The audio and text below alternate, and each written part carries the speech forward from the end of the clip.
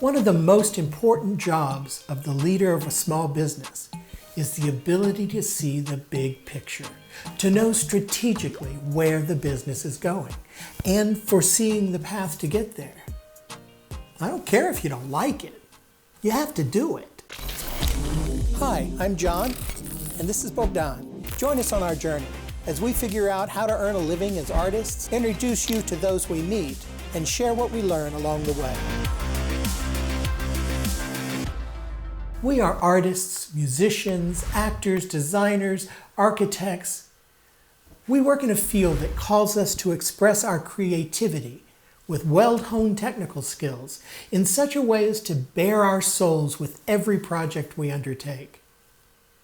We often don't want to think of ourselves as business, but it is. Each of us is running a small business, and as such, we must focus on the big picture before everything else. That ability will allow us to make decisions to meet our vision, envision our goals, and execute our objectives strategically. But I don't have that kind of time. I just want to paint pictures. Well, that's fine if I'm a big organization, but it's only me. There's a scene in the movie Camelot where young King Arthur is training with Merlin in the forest. Merlin changes Arthur into a bird and he flies high above the castle, the way we used to do in school. Merlin asks Arthur what he knows as a bird that he doesn't know as a man. And Arthur responds that from his perspective, there are no borders. Okay, I slaughtered that quote, I'm sure, but that scene has always stuck with me. Firstly, because I'm a sucker for any Broadway musical. And secondly, because it exemplifies how important big picture thinking can be. As a bird, Arthur could see the forest, not the trees. He could see the horizon. He could understand how the silly political issues on the ground meant nothing from above. That's where we need to be with our creative businesses. We need to do all of the grunt work, pay all of the bills, sit through all of the meetings, and perfect our craft by endless practice. All that needs to be done. But none of those things will get us any closer to our vision or to our goals. We must take serious time to see the long view, the big picture of our business, our career, and where it's going to go over time. I know what you're thinking. You're thinking there's no way for a single person art business to have time for all of that planning. You're right, it does take a lot of time. And you know too that there is no cookie cutter format that's going to work for every person, for every business.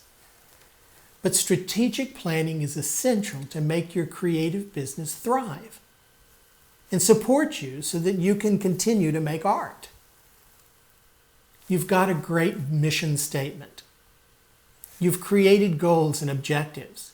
The only way to make these goals useful and to reach your vision is to spend quality time away from the minutia of daily practice and looking down at your business as a bird. When I was working in New Zealand, we always had two things on the table at our meetings. One was a toy helicopter, and the other was a stuffed rhinoceros. Thanks, Sandra Man. Great boss. Whenever the meetings started to get too specific or we began to discuss details, someone would grab the helicopter and remind us to raise the level of the conversation back from the operational to the strategic level. The rhino was there for anyone who was starting to feel angry or hurt. We stopped for that too. Those tools may not work if you're working alone, but there will be some tools that do work. Your job is to find them. Every year, Bogdan and I take time away, often physically away, to review our goals and objectives, to renew and refresh our budget, and to make new goals for the coming year. This year, we decided to get even farther away, since we really haven't been able to travel in the past year due to COVID and my parents' illnesses. So we did a 2-day trip to Galveston. Galveston is only about an hour's drive from Houston, and there's nothing more beautiful to me than a beach town in the winter.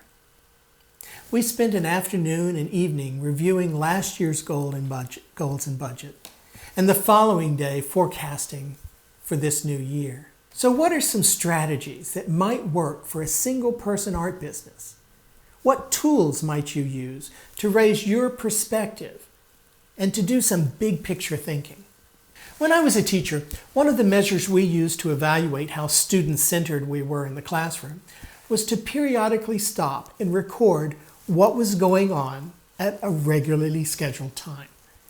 So say every 15 minutes, notice what you're doing and record it. Then get back to the task.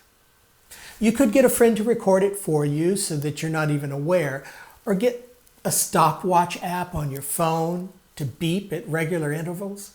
You could also film yourself and then skip through the recording and stopping every 15 minutes or so.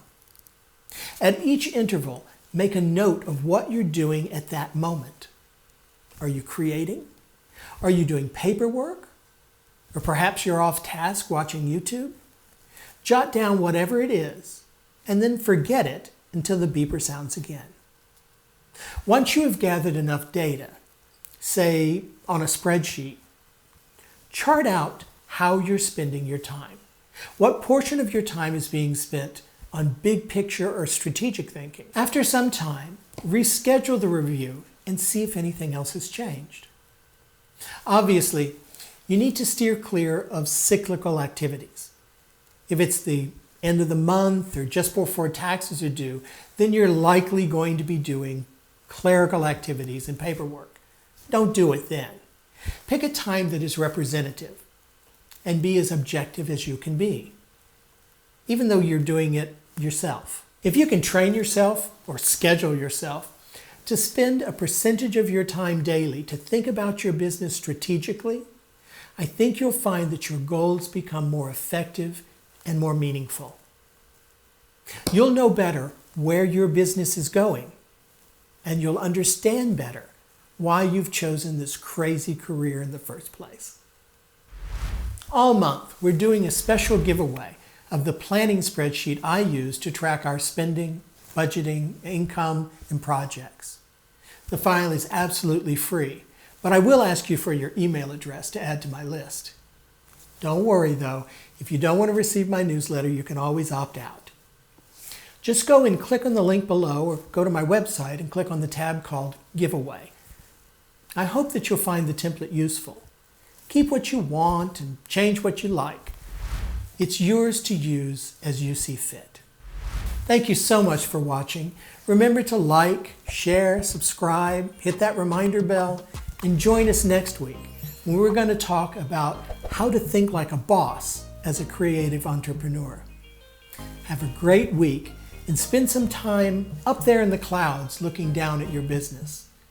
I promise it will make a huge difference if you do. Bye.